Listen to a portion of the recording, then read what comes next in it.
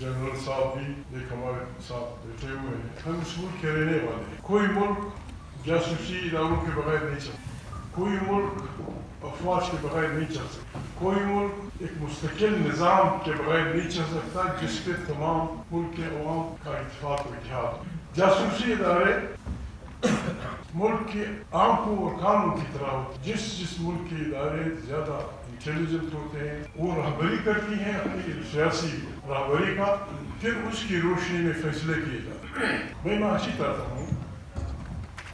ہمارے ہاں بدقسمتی سے ہمارے جاسوسی اداروں نے اپنی طرف سے ایک نظام خود ہی اپنے لوگوں کو معافی چاہتا ہوں کرپٹ کرتے ہیں, ان کی فائلیں بناتے ہیں اور پھر ان کو پاکستان کی رہبری حوالے کر کے پاکستان کی رہبری دیتے ہیں. ایک آدمی جو خود عوام سے نہ اٹھ کے آیا ہو اور آپ کی خدا نخواستہ اس کی وجہ سے یہ وہ how he will represent Pakistan.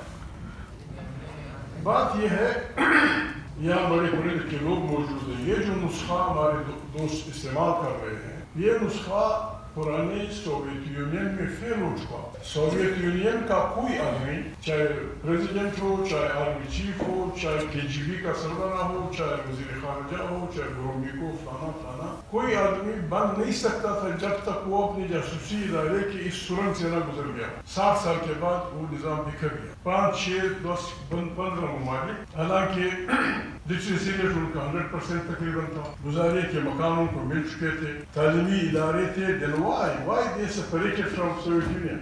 ہمارے خیال میں یہاں میرے علی فاضل لوگ بیٹھے ہیں, میں دانشور تو نہیں ہوں, دانشوروں میں اپنے کو شمار کرتا ہوں. بات یہ ہے انسان بنیادی طور پہ حق کی حکمرانی میں حصہ چاہتا. Uzbekistan, Tajikistan, Afghanistan, Turkmenistan, why did they separate? Soviet union کے اکابرین نے بس یہ مہربانی کی, حالانکہ ان کے سینرز میں آج بھی اتنے خطرناک ہتھیار پڑے ہوئے ہیں کہ وہ اس پلینٹ کو 2 دفعہ تباہ کر سکتے. انہوں نے کسی کا راستہ نہیں روکا. ہم جانا چاہتے ہیں. ہمارا پرابلم اس ملک میں یہی ہے. آزادی ہمیں ملی ہے 14 اگست 1947 کو. اس آزادی کے ثمرات نیچے تک نہیں گئے ہیں. ہم نے اپنے لوگوں کو حق کی حکمرانی میں حصدار نہیں بنایا. حق کی بات کرو بس فوراً وہ ہو جاتا ہے, الزامات لگ جاتے ہیں. میں یہاں چونکہ دانشور لوگ بیٹھے ہیں, شریف لوگ بیٹھے ہیں, کچھ گلے کروں گا. ہمارے اکابرین کو پشتونخوا وطن کے خالد الوفا خان کی تاریخ تھی, یا سلطان چگزئی کی تھی, یا بلوچ بھائی کی تاریخیں تھی, یا سندھی بھائیوں کی, امسید کا پوترا یہاں بیٹھا ہوا ہے. ہماری تاریخیں کیا چاہتی تھی؟ ہمارے پاس ووٹ نہیں تھا. 1 man 1 vote 1 یونٹ کو ہماری تاریخیں اگرچہ وہ بادشاہ خان کے بڑے بھائی کی اشیر بات سے بنا تھا, ڈاکٹر خان کی, ہم اسے پاکستان کے لیے نقصان دہ سمجھتے تھے. 1 man 1 vote کی بات کرتے تھے کہ پاکستان مختلف نوع انسانوں کا, مختلف نوع کلچر کا ملک ہے. یہ یونیورسٹی فارم آف گورنمنٹ میں نہیں چل سکتا. اگست 47 کو سردار عزیز ایک کانفرنس میں بیٹھے ہوئے تھے میرے سامنے. میں نے وہ صدارت کر رہے تھے. میں نے کہا سردار عزیز میں آپ کو سوال رکھتا ہوں, پھر مجھے جواب دیجیے. وہ شریف آدمی خدا کو زندہ رکھے گا, وہ زندہ نہیں ہے, خدا کو بخشنے کا زندہ ہے. میں نے کہا آپ مجھے بتائیں, میرے 3, ایک بڑی بہن, ایک بڑا بھائی, ایک گورنر محمد خان, وہ انڈین بورن ہے. میں اور میرا چھوٹا بھائی ہم پاکستانی بورن. میرا والد بھی پاکستانی باپ ہے, اس کا باپ, اس کا باپ, اس کا باپ, اس کا باپ, سب افغان باپ ہے.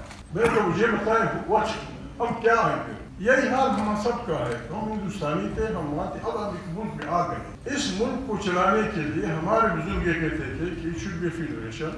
سوویت یونین اور امریکہ کے مقابلے میں ہمیں انتظار ہونا چاہیے. ہمیں لوگوں کے وسائل پہ وہاں کے بچوں کو اختیار دینا چاہیے, ان کی زبانوں کا احترام کرنا چاہیے. لیکن ہم نے کسی کی بات نہ مانی.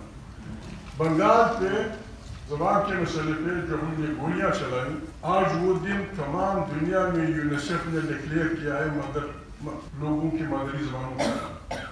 جس دن ہم نے بنگالیوں کو مارا, that day has been declared, تمام دنیا کی مدرس ڈے بناتے ہیں مادری زبانوں کا دن. بات یہ ہے, ہمارے گلے یہ ہیں ان باتوں پہ کہ ہم ووٹ مانگتے تھے, فیڈریشن مانگتے تھے, یونٹ توڑنا مانگتے تھے. اس پہ ہمیں اگر جمع کریں 100 سال جیل میں ملے, 100 سال. لیکن وہ باتیں ساری مانی گئی. جیمس صد کا پوتا بیٹا ہے واحد سندھی تھا جس نے ریزولوشن کی پاکستان کی بنانے کی وہ حمایت کی. آخر وہ آدمی کہاں چلا وہ پہنچا. بات یہ ہے اگر کوئی واقعی چاہتا ہے بلوچ انسرجنسی ہے, پشتون انسرجنسی ہے, فلانا انسرجنسی ہے, انسان بنیادی طور پہ نہ پاگل ہوتا ہے نہ وہ شدت پسند ہوتا ہے. امن انسانی ضرورت ہے اور امن جسٹس سے جڑی ہوئی اصطلاح ہے. جہاں انصاف ہوگا وہ امن ہوگا. جگہ انصاف نہیں ہوگا جھگڑے ہوں گے. بھائی بھائی سے لڑے گا. ایک گھر میں انصاف نہ ہو بھائی بھائی سے لڑتا ہے. معافی چاہتا ہوں بہنیں بیٹھی ہوئے شوہر بیوی لڑتے ہیں, باپ بیٹا لڑتے ہیں. اسی لیے قرآن کریم ہمیں حکم دیتا ہے اعدلوا اقرب للتقوی. آپ عدل کریں آپ تقوی کے قریب ہو جائیں. ہمارے پشتون بلوچ سندھی سرائکی اپنے ضلع زارہ کے لوگ چائنا جاتے ہیں یورپ جاتے ہیں, جب آتے ہیں یار بڑے اچھے لوگ تھے اگر وہ کلمہ پڑھ لیتے. جسٹس کا نظام دیکھ لیتے کہ گڑبڑ نہیں ہوتی. یار بڑے اچھے لوگ تھے سب کچھ اسلام کے مطابق تھا. اگر کلمہ پڑھ لیتے ہمیں سینکڑوں سال جیل دی گئی. ہم نے کبھی نہیں کہا کہ پاکستان ہوگا, کبھی نہیں کہا. آج ترانہ جب ہم وہ کر رہے تھے کسی کو پتا ہو یا نہ ہو, میں ان 3 بچوں میں شامل تھا جو روزانہ یہ ترانہ گاتے. مجھے نہ گھر والوں نے کہا کہ تیرا باپ جیل میں ہے, نہ مجھے چاچا نے کہا, نہ مجھے چاچی نے کہا, نہ مجھے ماں نے کہا کہ کیا پاک سر زمین زندہ باد تیرا باپ جیل میں ہے. نہ کبھی انہوں نے ہمیں کہا اور نہ کبھی ہم نے سوچا. جب آپ حق کی بات کرتے ہیں یہ غدار. غداری کی ڈیفینیشن آئین نے کر دی ہے. آئین کہتا ہے وہ آدمی جو ابریگیٹ کرے گا کنسٹیٹیوشن کو, سسپینڈ کرے گا, اس کی بے عزتی کرے گا, ہی از ہائی ٹریزن کا مجرم. یہاں حامد رضا بھائی سے وہ کروں گا, یعنی سینکڑوں بچوں کو سندھ کے, پنجاب کے, سرائکی بیل کے, ضلع ہزارہ کے, پشتون بیل کے سینکڑوں بچوں کو CRPC 144 کی مخالفت میں گولیاں ماری گئی. سینکڑوں, درجنوں نہیں سینکڑوں. آپ ہمارے بچوں کو CRPC 144 کے تحت گولیاں ماریں گے اور آپ کو یہ اتھارٹی حاصل ہوگی جب چاہے آپ آئین پار لیں, جب چاہے آپ آئین پہ چڑھ دو. ضیاءالحق یوں کہتا تھا کیا ہے 3-4 صفحے کے کاغذ, اس کے نام سے کوئی پوچھ گچھ بولنا سب ہے, نہ آپ سے پوچھ گچھ ہوگی نہ آپ سے کوئی پوچھے گا. آئین عمرانی معاہدہ ہے, سوشل کانسیپٹ. عمرائی بیٹھے ہوئے تھے جب دوسری دفعہ میں 90 میں اسمبلی کی پہلی دفعہ بنا, 93 میں جب اسمبلی بنی ہم سے حلف لیا گیا. گورنر خدا بخشے وہ چیئر میں تھے, میں پوائنٹ آف آرڈر کے دوسرے دن کا میں نے کہا اسپیکر صاحب میں آپ سے چیز وہ ایکسپلینیشن کہتے ہیں کیا. میں نے کہا جو ہم سے حلف لیا گیا ہے we will protect, preserve this constitution. یہ فارمیلٹی تھی یا we should mean it. میں چیزیں بھائی کیا کہہ رہے ہیں. میں نے کہا سیدھی سادی بات کر رہا ہوں, پٹھان آدمی ہوں, اردو نہیں آتی.